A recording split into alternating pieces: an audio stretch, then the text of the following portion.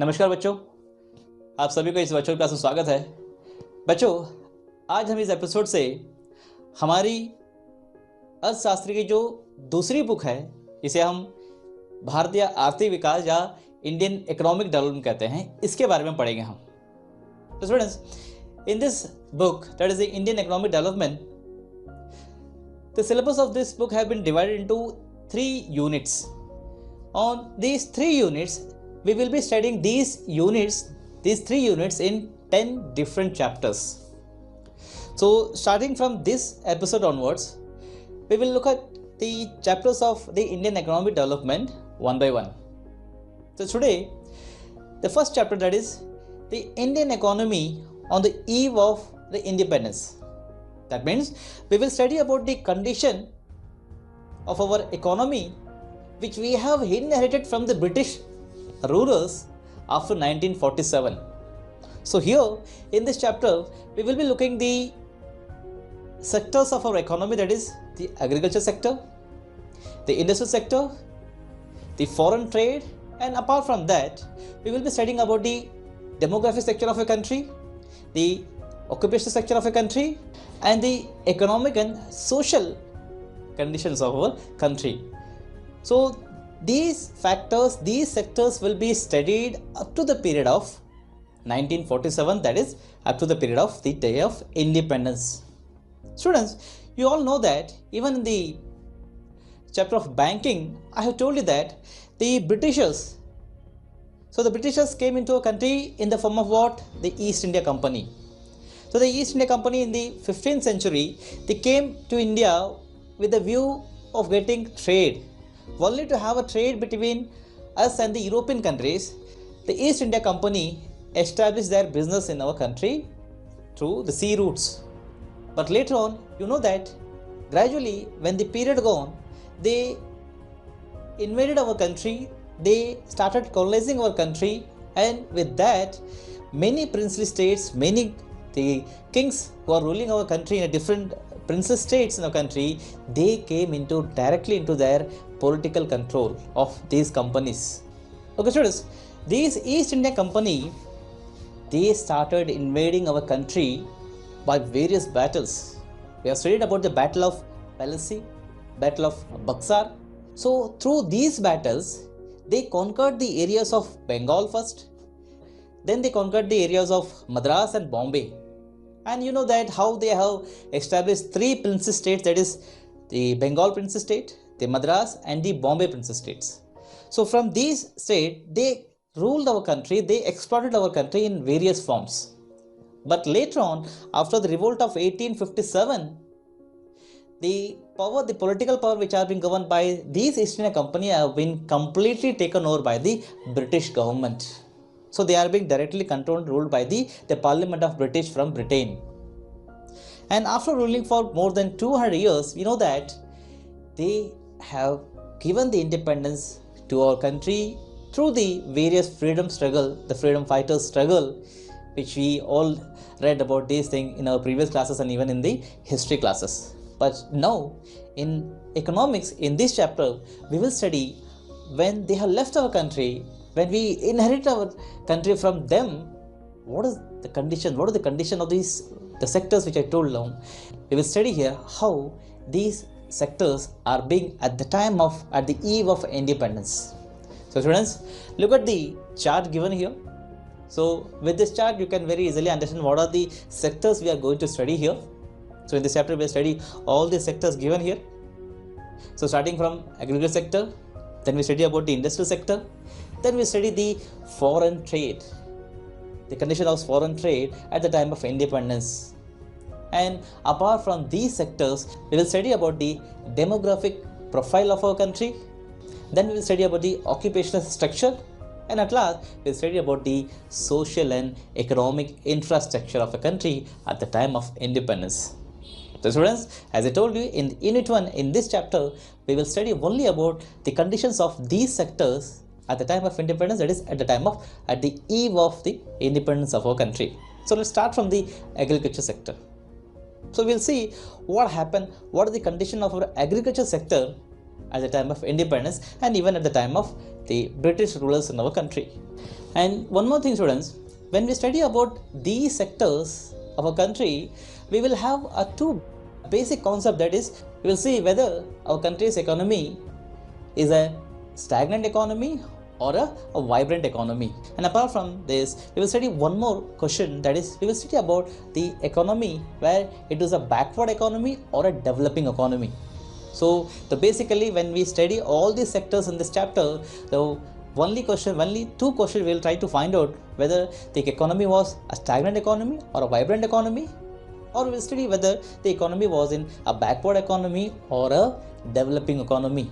So students, one by one we will study about these sectors. So first of all, we will move to the agriculture sector. So we will study about the conditions of agriculture sector during the time of independence. Okay students, when we study about the condition of agriculture sector during the time of independence, we will see one by one how the agriculture sector used to suffer at the time of independence or during the period of British rulers in our country.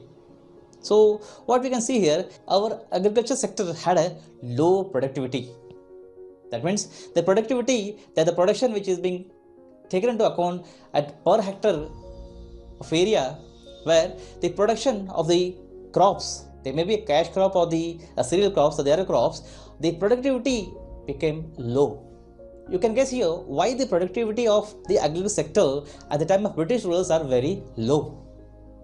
Because here the farmers are being exploited by the Britishers. And not only the Britishers, the farmers are being, they are not the owners, they are not being considered to be the owners of the land, they are just act as the tillers of the land. So they merely spend cost on the investment or the development of the agriculture sector by the earning earned by these farmers. And apart from this, the agriculture pattern have changed, where the farmers are doing the cultivation, doing the production, not for their self-consumption, for only for the production for commercial uses. So by this what happened, the productivity of the other crops, the cereal crops or the other mainly crops which have been produced by this farmer for their self-consumption and the self-reliability, they became low, they reduced.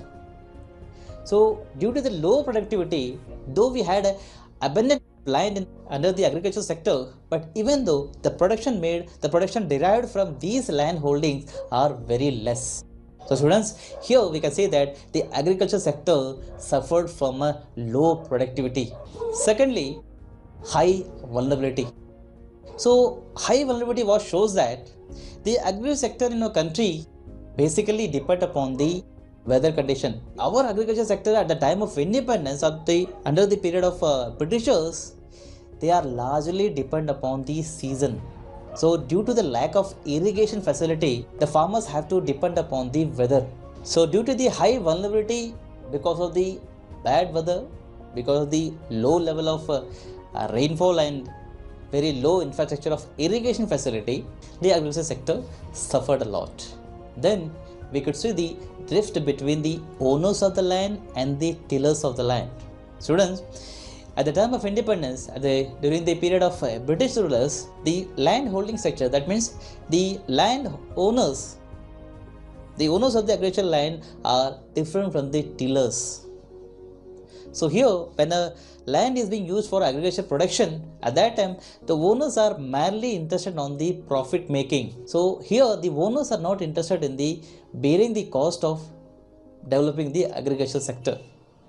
So the owners only shared their production, the production made by the tillers. So what happened here, tillers used to produce the crop in the field. So whatever the production made by these tillers, they are again shared with the owners.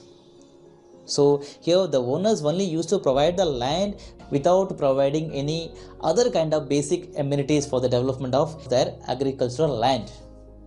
So what happened here? Here the agricultural sector lagged behind with the technique of production, where the productivity can be increased only by investing more and more in the agricultural sector.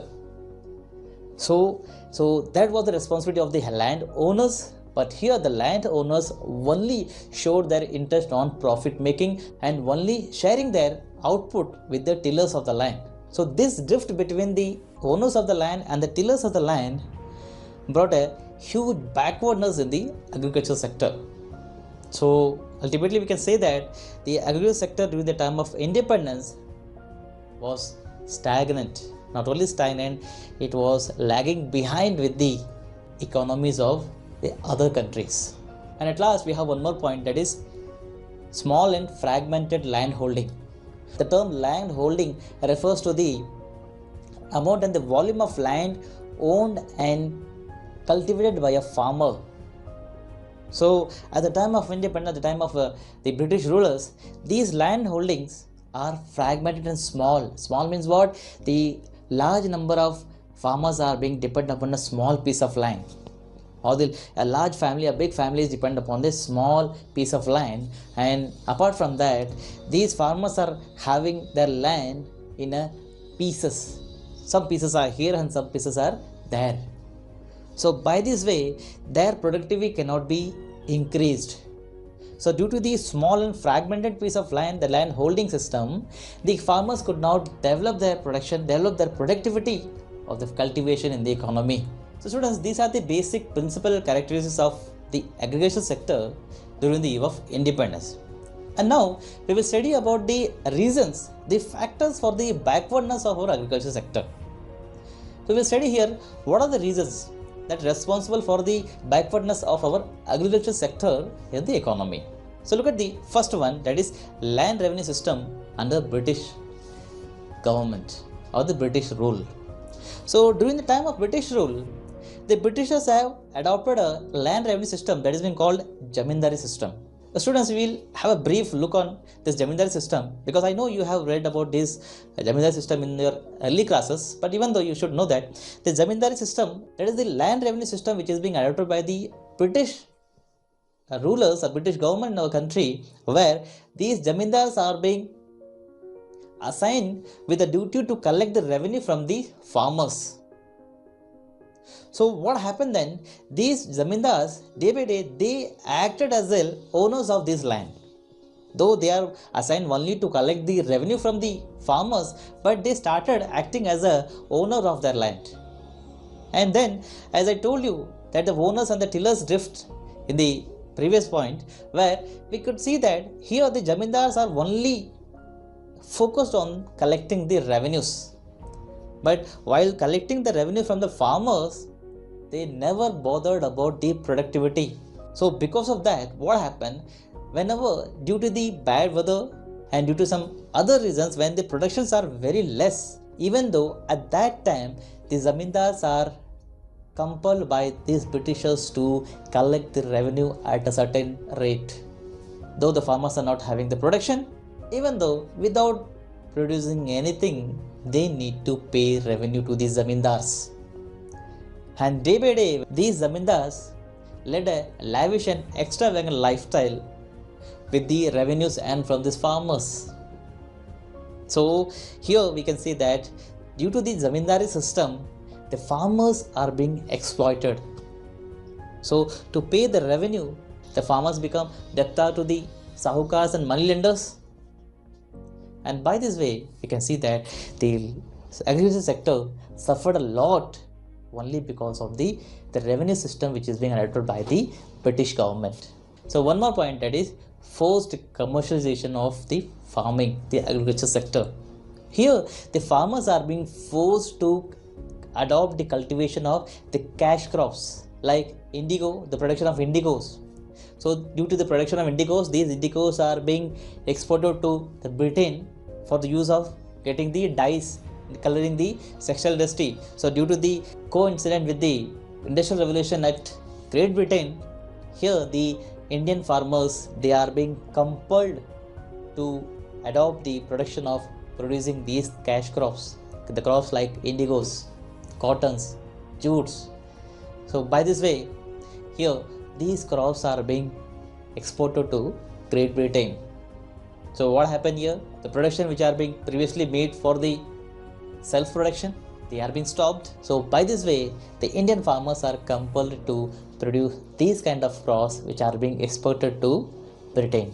Okay students, after studying about the condition of agricultural sector in our country, now we will see about the industrial sector. So while studying about industrial sector, we will study two basic things. That is the condition of our handicraft industry and the growth of modern industry in our country during the time of independence.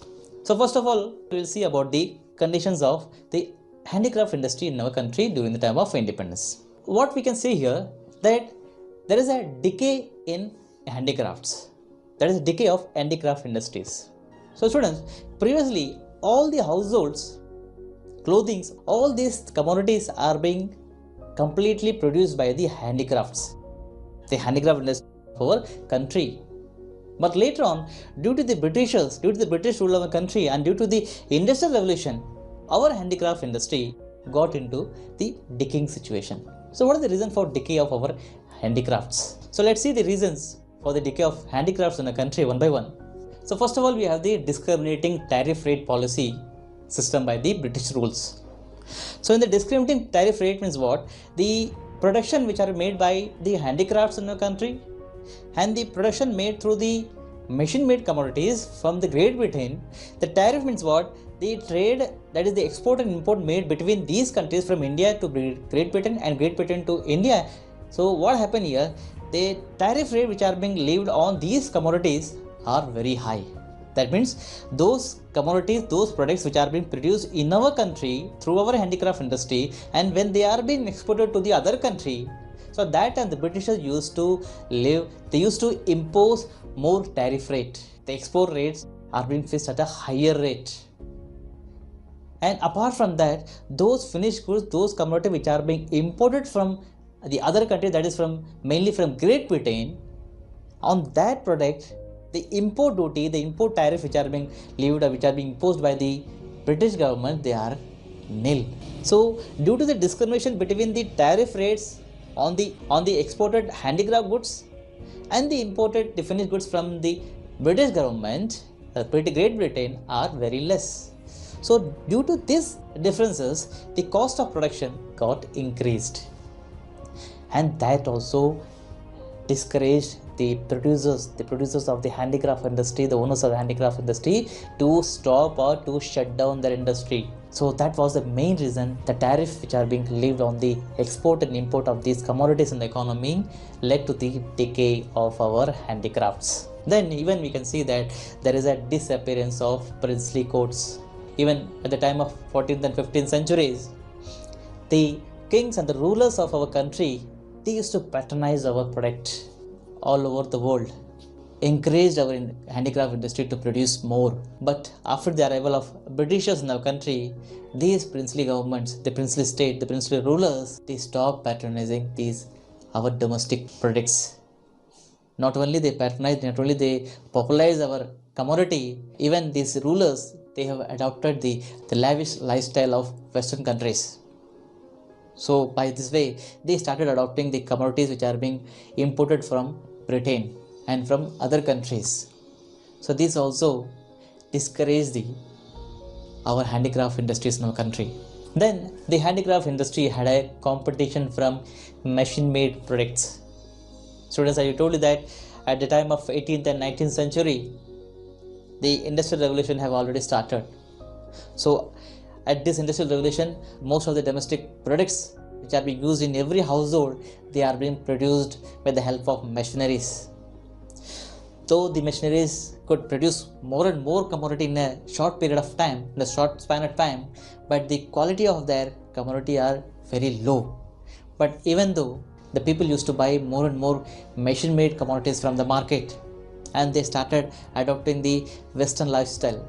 So when they started adopting the Western lifestyle, they started purchasing the commodities which are being imported from Western countries, from Great Britain. So by this we can see that the handicraft products are being demanded less in the market. So it got a very heavy competition from the machine-made commodity at the time of British rulers in our country.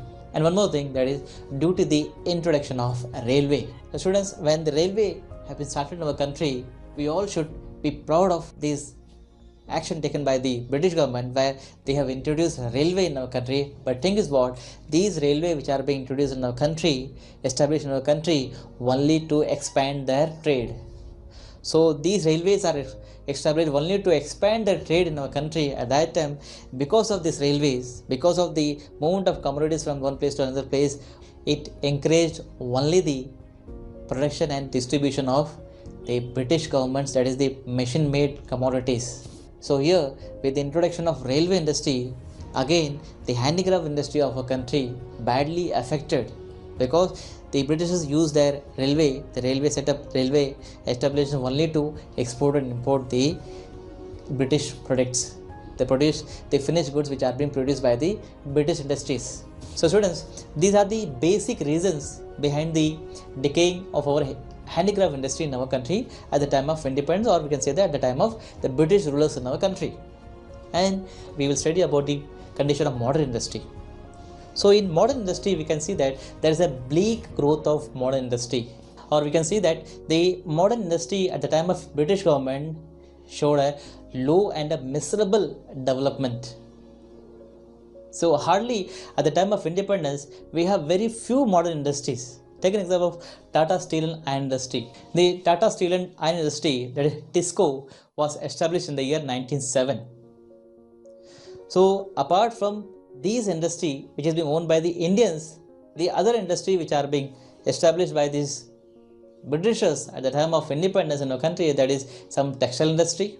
And apart from TISCO, very few industries are being established during the time of British rulers. They are sugar mills, the paper mills, and some few cement industry. So these are the some modern industry which are established during the British rulers in our country.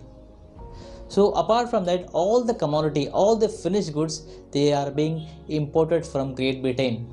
And one more thing, that due to the World War I and II, so because of the World War, the demand for the commodity, the demand for the finished goods have raised in the economy all over the world. When the demand increased, the Britishers used our country only to extract the raw materials. So here, our country's economy are being used only to extract the raw material from our country, and they are being exported to Great Britain. And in return, they used to import the finished good into a country, taking our country as a major market where they can very easily sell their commodity at a higher rate. So that was the condition of our modern industry at the time of independence. So students, briefly, we can say that the Indian industrial sector on the eve of independence was characterized by a rapid decay of Indian handicrafts on one hand and a very low growth of modern industry on the other. The state participation in the process of industrialization was extremely insignificant. It focused largely on the creation of infrastructure to support the exploitation of Indian markets for rapidly expanding industry in England. Okay students, after this we will study about the foreign trade of a country. At the time of British rulers in our country, we had a surplus trade. But thing is what? The surplus trade, where we could see that more than 50% of our trade was done between India and Great Britain. So where the Great Britain exploited our economy to extract the raw material from our country, and they used to import the finished good from their country with the industries established during the Industrial Revolution at Great Britain. So that was the condition of foreign trade at the time of independence in our country during the eve of independence. So apart from that, we will discuss about the characteristics of the foreign trade at the time of independence. So students, first of all, we see about the export and import profile. So in export and import, I told you previously that the British government used our economy only to exploit our natural resources. We had an abundant resource of raw materials in our country. So in the foreign trade, the Britishers, they used to export the raw materials extracted from our country, the raw material as the production made from our other agricultural sectors into their country for their industrial revolution, for their industries in Britain. So by the way of export, they used to extract the natural resources.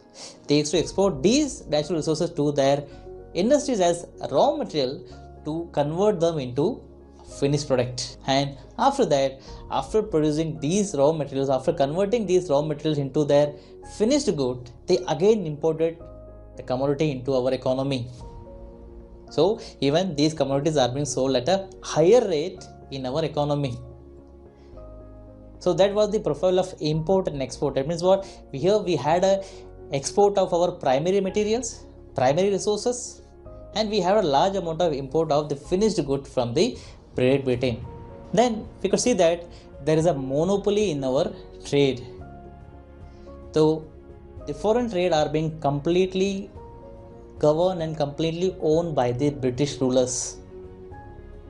So Britishers had the monopoly in the foreign trade. As I told you, 50% of our trade was with Great Britain. So by this way, we can very easily say that the Britishers had a monopoly over the trade relation of our country with all the other countries.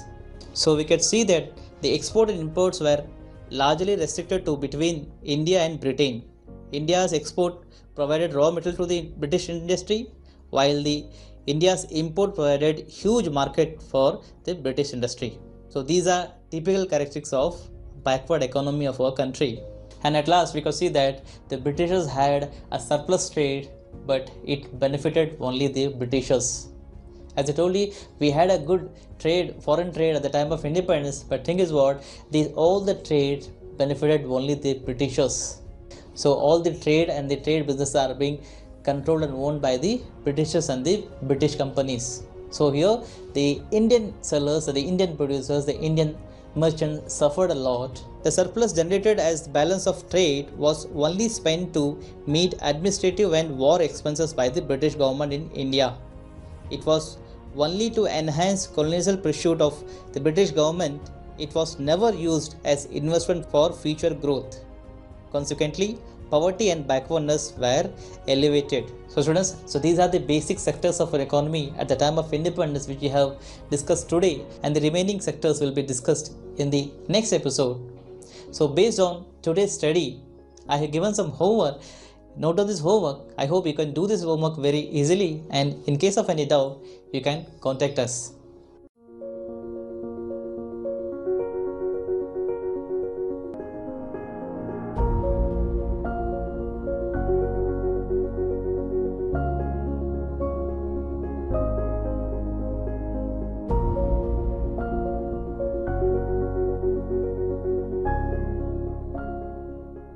Okay students, that's all for today. We will meet in the next episode with the remaining sectors of our economy during the term of independence, that is during the eve of independence of our country. So until then, keep learning, stay safe, stay alert. Jai Hind, Jai Bharat.